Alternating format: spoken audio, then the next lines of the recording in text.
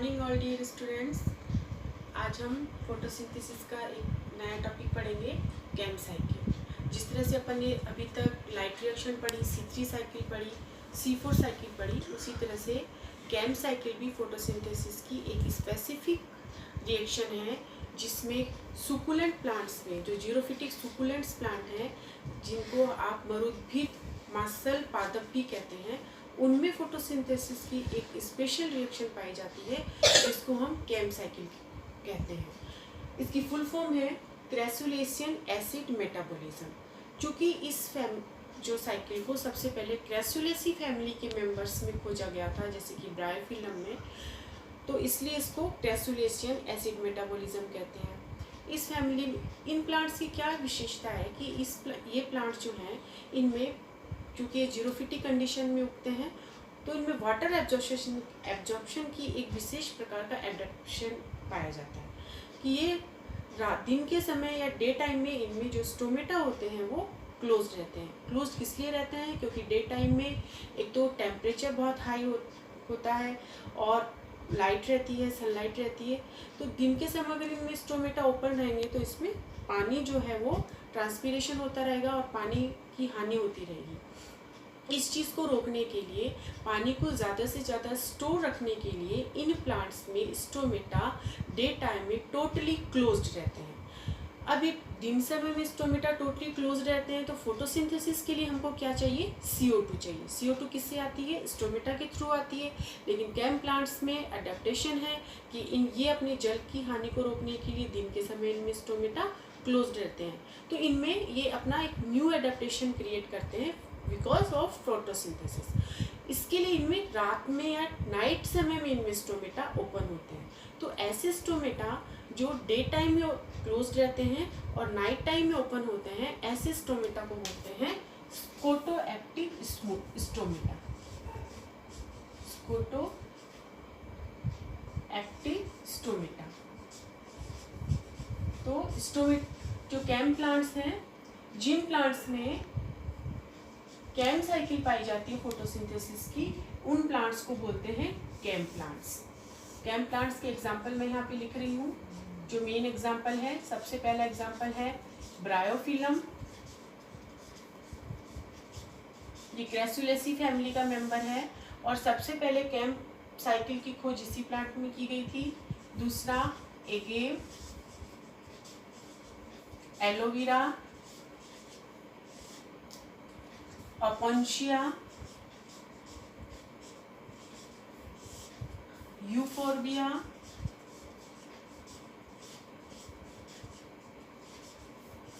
और pineapple family.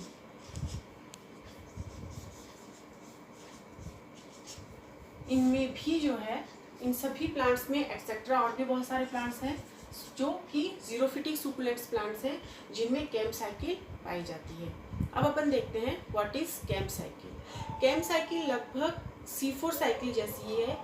कल अपन ने C4 साइकिल पढ़ी, मैंने आपको पढ़ाई है, आपने उसको पढ़ा होगा। ये वाली साइकिल पढ़ने से पहले आप सभी लोग पहले C4 साइकिल जरूर पढ़ेंगे। चूँकि कैम साइकिल और C4 साइकिल जो है बिल्कुल एक जैसी नहीं है, लेकिन काफ़ी सारी सिमिलरिटीज़ में। C4 साइकिल में हमने देखा था कि उसमें एक फोटो रेस्पिरेशन एब्सेंट होता है उसमें, और ज़्यादा से ज़्यादा CO2 के कैप्चर के लिए उनमें क्या था, क्रेंज एनाटोमी पाई जाती थी। लेकिन कैम प्लांट्स में ऐसा नहीं होता है।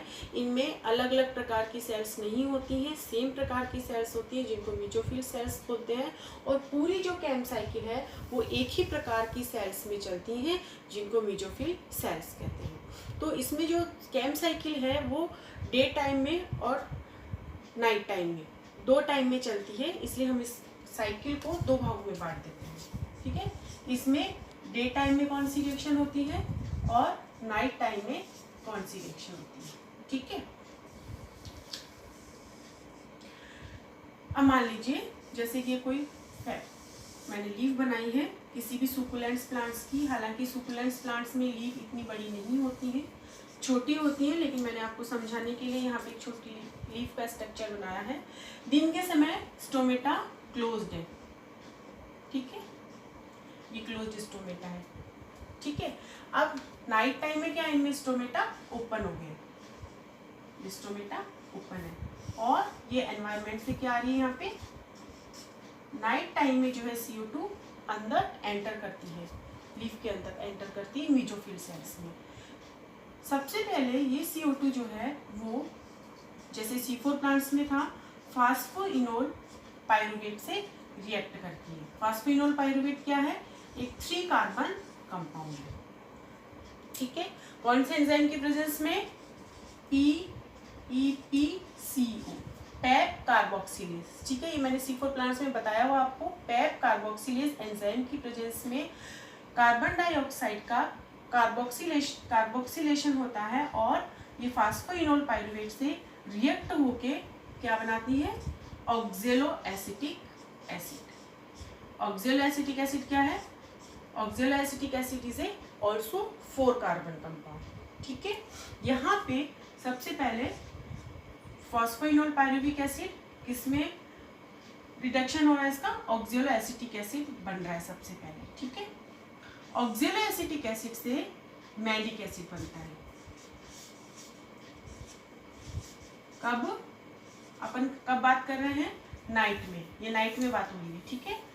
मैलिक एसिड, ऑक्जेलो एसिटिक एसिड का मैलिक एसिड में रिडक्शन हो जाता है, और मैलिक एसिड भी एक 4 कार्बन कंपाउंड है। यहाँ नाइट में सबसे पहले जो है ये CO2 जो आ रही है वो मैलिक एसिड की फॉर्म में यहाँ पे फिक्स होती है। ये नाइट में यहाँ पे मैलिक एसिड बन जाता है लीफ के अंदर, और ये मैलिक एसिड जो है वो वैक्यूल के अंदर स्टोर हो जाता है। ये वैक्यूल मैंने बनाई है, तो होल नाइट जो है ये जो मैलिक एसिड बना है वो इस वैक्यूल में स्टोर रहता है। क्योंकि नाइट के समय में यहाँ पे जो CO2 है वो एक एसिड, मैलिक एसिड की फॉर्म में फिक्स होती है, इसलिए इस रिएक्शन को डार्क CO2 फिक्सेशन भी बोलते हैं। डार्क मतलब नाइट के समय CO2 कार्बन डाइऑक्साइड का फिक्सेशन होता है, किसके रूप में, एसिड की फॉर्म में, इसलिए इसका एक और नाम भी है डार्क एसिडिफिकेशन, डार्क एसिडिफिकेशन। अब डे टाइम में क्या होता है, ये इतनी जो रिएक्शन थी वो आपकी थी, ये इतनी वाली जो रिएक्शन है वो नाइट में हो जाती है। अब डे टाइम में क्या होता है, डे टाइम में स्टोमेटा तो क्लोज हो जाते हैं, आपका मैलिक एसिड नाइट में बन गया है। नाइट के समय, दिन के समय ये मैलिक एसिड वैक्यूल से बाहर आ जाता है, ठीक है। और वैक्यूल से बाहर आने के बाद में इसका क्या हो जाता है, डीकार्बोक्सिलेशन हो जाता है, एक CO2 का मॉलिक्यूल निकल जाता है, और मैलिक एसिड से क्या बन जाता है, पाइरुवेट या पाइरुविक एसिड। पाइरुविक एसिड क्या है, 3 कार्बन कंपाउंड है। ये कब बना था, ग्लाइकोलिसिस में बना था, ये रेस्पिरेशन में वापस चला जाता है, पाइरुविक एसिड बन जाता है यहाँ पे, ठीक है। जब यहाँ पे ऑक्जेलो एसिटिक एसिड का मैलिक एसिड में रिडक्शन होता है तो यहाँ पे NADPH2 का NADP में ऑक्सीडेशन होता है, ठीक है। और malic acid, ऑक्जेलो acetic acid malic acid में का रिडक्शन हो जाता है। मैलिक एसिड से जब पाइरुविक एसिड बनता है तो यहाँ पे NADP से वापस NADPH2 बन जाता है यहाँ पे, ठीक है। ये पाइरुविक एसिड से, ये पाइरुविक एसिड वापस कितना फास्फोइनोल पाइरुविक एसिड में कन्वर्ट हो जाता है। यहाँ पे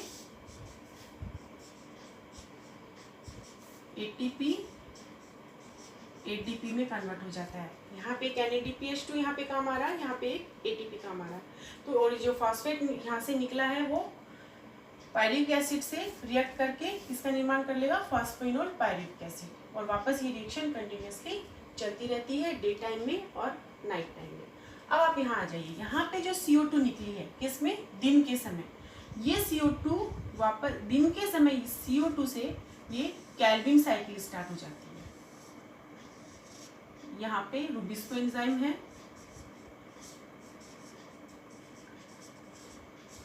ये रूबिस्को एंजाइम इस CO2 से रिएक्ट कर लेता है और CO2 किससे रिएक्ट हो जाती है रूबिस्को एंजाइम के प्रेजेंस में, RUBP से। ठीक है, RUBP C3 साइकिल में अपन ने पढ़ा था और C3 साइकिल यहाँ पे स्टार्ट हो जाती है। क्या बन जाता है, कार्बोहाइड्रेट, यानी कि आपका ग्लूकोज या कार्बोहाइड्रेट बन गया। फोटोसिंथेसिस का मेन एम क्या है, प्लांट्स में फोटोसिंथेसिस का लास्ट जो प्रोडक्ट होता है वो क्या बनता है, कार्बोहाइड्रेट। भले C3 साइकिल हो, C4 साइकिल हो या कैम साइकिल हो, मेन प्रोसेस क्या है कि लास्ट में प्लांट्स में खाना कैसे बनता है। तो कैम प्लांट्स में इस रिएक्शन के थ्रू जो है डे नाइट से शुरू होती है कैम साइकिल और डे टाइम में जो फिक्स हुई जो CO2 है उससे जो CO2 निकलती है वो केल्विन साइकिल में एंटर कर जाती है और यहाँ केल्विन साइकिल स्टार्ट हो जाती है। और ये डे टाइम है तो यहाँ पे लाइट रिएक्शन भी काम में आ जाती है, यहाँ पे लाइट रिएक्शन भी स्टार्ट हो जाती है। हमारे पास NADP है, ATP है, ये भी यहाँ पे काम आ जाते हैं और कार्बोहाइड्रेट बन जाता है। ठीक है, आपको देखिए यहाँ पे एक तो पेप कार्बोक्सिलेज एंजाइम, ये भी मेसोफिल सेल्स में है कैम प्लांट्स में, और रूबिस्को एंजाइम ये भी मेसोफिल सेल्स में है। जबकि C4 प्लांट्स में क्या था, ये जो पेप कार्बोक्सिलेज एंजाइम है वो तो मेसोफिल सेल्स में था और जो रूबिस्को एंजाइम था वो कहाँ किस में था, बंडल शीट सेल्स में। लेकिन कैम प्लांट्स में दोनों एंजाइम जो हैं वो सेम एक ही प्रकार की सेल्स में पाए जाते हैं। कैम साइकिल में की दूसरी विशेषता ये है कि इसमें डे टाइम में स्टोमेटा बिल्कुल क्लोज रहते हैं, नाइट के समय CO2 एंटर करती है। ठीक है, दूसरी इसकी विशेषता है कैम प्लांट्स में।